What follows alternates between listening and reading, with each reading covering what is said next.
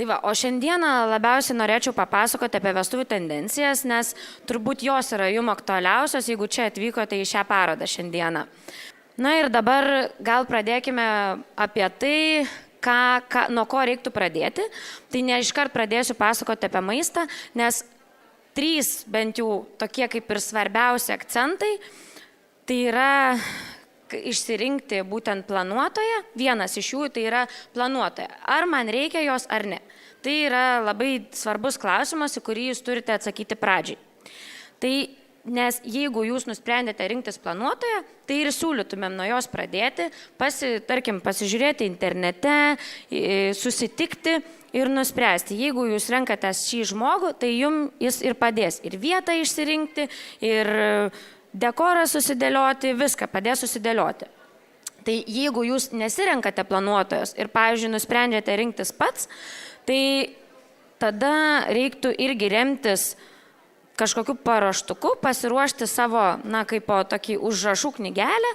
Vat galite net ir mūsų abėcėlę vestuvių naudoti ir tiesiog susižymėti, nuo ko pradėti. Tai čia yra labai svarbu. Dar vienas toks ir patarimas būtų, kad jeigu planuojate patys, tai bent jau užsisakykite konsultaciją pas vestuvių organizatorius, kad bent jau truputėlį padėtų jum susigaudyti, nuo ko kaip pradėti. Nes dabar tos informacijos yra beprotiškai daug, tai idėjų yra labai daug, tai kad tiesiog nepasimestumėt ir jums padėtų susisteminti. Tai kai jau nusprendėte šį aspektą, tada pereikite prie vietos. O vieta yra labai labai svarbu, nes lemia taip pat daugą. Tai miestas ar kaimas, ar tai gamta, ar laivas, tiesiog tai lems jum ir sezoniškumą, kurią datą jūs galėsite švęsti, taip pat jums lems maistą ir netgi išlaidas. Tarkim, paskutiniaisiais metais buvo labai labai populiaru kaimo turizmo sodybose švęsti, be abejo, tai niekada neišeis iš mados. Tai vėlgi jūs turite pagalvoti, ar jums tinka maistas, tarkim, tos srities, ar jie leidžia atsivežti savo ar ne. Tai čia irgi svarbu.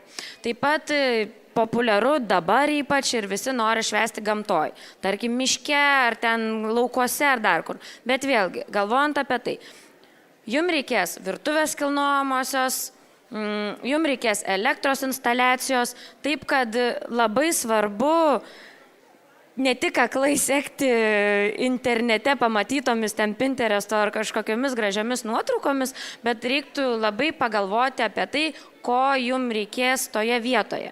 Gal jūs nenorite ten per daug skirti laiko planavimui ir galvoti apie kažkokias elektros instaliacijas ir jums tinka miesto erdvė.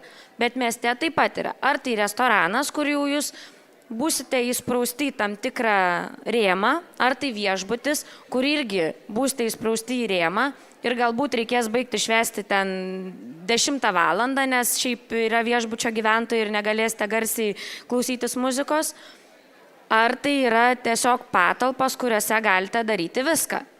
Tai vat, kai jau išsirenkate vietą, tada yra lengviau planuotis ir maistą, ir dekoracijas, ir tai tiesiog ir datą netgi pagal tą vietą spręsti. Nes vėlgi, kaip toje vietoje bus išdėstymas irgi yra svarbu. Ar bus banketas, furšetas, ar ilgas stalas, tai va, planuotoja ir vieta turbūt yra tokie numeris 1. Aišku, dabar yra labai madinga rinktis netgi ir pagal maistą. Pavyzdžiui, labai mėgstu itališką virtuvę, tai tada aš ieškau, kas man padarytų šventes, kad aš galėčiau valgyti itališką maistą. Tai čia yra toks, irgi galima pagal tai daryti. Ir dar pažymėjau gal tokį atrodantį keistą dalyką prieš vestuvinę fotosesiją, bet man jis atrodo labai svarbus. Visų pirma, jūs norite, kad jūsų vestuvės įamžintų. Tai yra, fotografai. Bet jūs tos fotografus turite pažinti. Tai vienas iš to yra prieš vestuvinę fotosesiją. Pasidarę 1 ar netgi 2, antrą galite pasidaryti prieš vestuvinę fotosesiją, jūs susipažinsite su fotografais.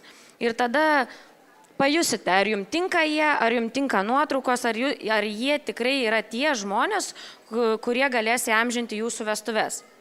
Ir dar vienas toks dalykas, kur labai mažai kas pagalvoja, aš nežinau, gal čia man kažkaip yra organizuojant tas vestuves, tai yra, kad jūs, kai darote vestuves, išsirenkate vietą, dekoracijas, užkandžius, aperityvinį gėrimą ir tarkim įsivaizduojate, kad ateinate į vietą, ten viskas gražiai dega, lemputės, žvakės, sudėti gėrimai ten ar ant baro ar kažkur ir užkandžiai, bet jūs važiuojate po ceremonijos fotografuotis. Tai va. Ir jūs tada, kai jau atvažiuojate po tos valandos, tai būna svečiai suvalgę užkandžius pirmuosius, gėrimus ir jau šiek tiek ten apvertę tą vietą. Tai realiai, kiek, vos ne 90% porų nepamato savo, kaip atrodo iš tikrųjų vestuvių vieta. Tai vienas iš tokių dalykų yra prieš vestuvinę fotosesiją, galbūt netgi su minimaliu kažkokiu dekoracijų toje vietoje, kur švęsite, pavyzdžiui, pasidaryti tą prieš vestuvinę fotosesiją, kad ir jūs dar dienos metu toje erdvėje įsiamžintumėte. Tai čia būtų tokia puikia proga ir suknelę pasimatuoti, gal nebūtinai, jeigu nenorite rodyti vyrui, ar ten makiažą ir šukuoseną. Tada trumpai pereisiu prie dekoro tendencijų ir kodėl aš jas irgi paminėsiu, nes dekoro tendencijos yra labai susijusios su maistu. Vėlgi, nes puošiami tie patys stalai ir kaip tos lėkštės sudėtos ir visa kita. Tai trumpai tiesiog naujausios 2016 metų, tai yra klasikinėme stiliuje atsiranda šiek tiek metaliko, aukso, sidabro, vario. Vėlgi klasikinės spalvos, bet pasipildo tuo tokiu blizgiu, bet nepigiu blizgučiu. Jeigu mes kalbame apie vintažinį stilių, tai atsiranda daugiau tokių antikvarinių daiktų, gal kažkoks pianinas pastatytas ar panašiai. Ir kalbant apie rustic stilių, kuris kaip ir paskutiniais metais ir pasaulyje, ir pas mus yra toks šiek tiek pametę galvas visi dėl jo, tai yra gamta, ekologija, natūralumas, medis. Tai vėlgi čia jūs galite matyti, kad kokie yra 3 pagrindiniai stiliai, aišku, juos galima visada pamaišyti. Tai tarkim ir pasiversti, pagal save pasidaryti. Dėl spalvų, tai atsiranda tokia marsalo spalva, jinai tokia rausvumą, raudonumą, atsiranda dar ir nude spalva, tai staltiesės tiesiog ne tik baltos, jos gali būti tokios ir pieno spalvos, kaip pavyzdys, kas suteikia jaukumo, kaip minėti metalika atspalviai, ombre efektas, tai yra, kad vieną spalvą renkatės, ne? Pavyzdžiui, jums labai patinka, tarkim, žalia spalva. Ir tada viskas eina per tą žalsvumą, nuo šviesiai žalsvų iki tamsiai ir tiesiog labai lengvai tada pririšti viską. Ir dekoracijas, ir gėles, ir netgi puokštę savo. Arba ten netgi ir truputėlį dress kodo padaryti. Kad būtų viskas labai, labai gražu ir vizualiai gražiai. Tai va, dar stalas be staltiesės, tai irgi, ypač dabar kaip medinių daug stalų daro, nes vėl atsiranda tie amatininkai, kurie grįžta pas mus ir daro nuostabius stalus, tai nepabijokite pasidomėti ir paklausti savo organizatorių, gal jie gali tokius stalus išnuomoti ir jie tikrai labai gražiai atrodo, galima dekoruoti, tarkim, su juosta per vidurį. Ir toks naujas visiškai trendas stalas porai arba stalas porai ir liudininkams, kad, tarkim, visi sėdi prie atskirų staliukų arba prie vieno didelio stalo, o pora turi savo stalelį. Tarkim, gal truputį aukščiau ar dar kažką, tai jie gali, tarkim, sakyti tostą ar panašiai, ir pabendrauti, pavaikščioti prie kiekvieno. Tai tas stalas porai ir dar gali būti kėdės, tarkim, padekoruotos arba dar kažkaip kitaip išskirta ta vieta, tai daro tą šventę, tokia įspūdingesnė, nes tai išskiria vis dėlto kieno yra šventė, kas šio vakaro yra pagrindiniai žmonės. Kitas trendas, kuris yra prie maisto, bet dekoras svarbu, tai yra naktipečiai. Ir tai pakalbėsiu vėliau. Tai yra maistas po 12 kaip pavyzdys. Ir dar dekoruotas sūrio ir užkandžių stalas. Tai yra ne tik dekoruojame kaip pavyzdys, desertų stalą ir jam skiriame dėmesį, bet galime padekoruoti ir tą patį sūrių stalą arba kokių užkandėlių, nes gal nebūtinai pas jūs visi smaližiai ir ten reikės 15 skirtingų pyragėlių, gal labiau, norėsis kažkokių prie vyno užkandžių. Tai va, tai tokie čia keletas pavyzdžių, bet kaip minėjau, tikrai galite ar Facebook'e, ar kur sekti mus ir mes daug nuotraukų ten dedame ir savo, ir su kuo dirbame partneriu. Taigi perinkime prie maisto. Tai pradėsiu nuo užkandžių prie bažnyčios. Kas yra taip pat svarbu, ar ten prie bažnyčios, ar santuokos rūmų. Tai vėlgi nepatingėkite pasisamdyti profesionalių padavėjų, 1-2, neprašykite draugų, nes visi labai nori, čia gal draugas papilstis, nes jūsų draugai irgi nori švęsti.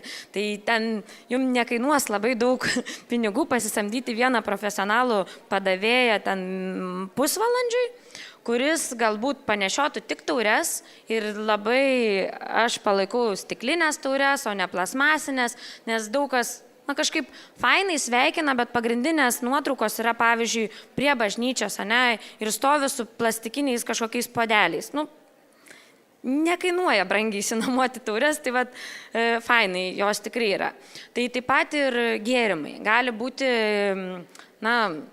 ir kava iš putojančių, ar prosekas, kažkaip fainai pasirinkti kažką tokio įdomiau. Galite netgi pastatyti ir sangrijos ar kažkokio kokteilio ąsotį, kuris labai gražiai atrodys, spalvingai ir tiesiog bus dar ir papildomas toks akcentas jau pradedant prie bažnyčios ar santuokos rūmų. Tai reikia pagalvoti, bet jeigu jau samdysite, kad gali būti ir šitas stalas padekoruotas, ar ten servetėlės, ar dar kažkas, ir įvairūs faini užkandukai. O dar kitas dalykas, ką mes jau siūlėme šią vasarą, tai dar vos keletas buvo, bet kitai vasarai taip pat siūlysime, tai ledų kioskelis ar dviratukas. Tai yra stovi ledų kioskelis, kur nebūtinai tu valgai užkandį, bet jeigu yra vasara, tau norisi gaivumo ir svečiai, kurie ateina pasveikinti jūsų, gauna tiesiog ledų, naminių rankų darbo ledų. Tai toks užkandas šiek tiek suvilgo tą nuplauna skonių receptorius ir yra pasiruošę vakarui.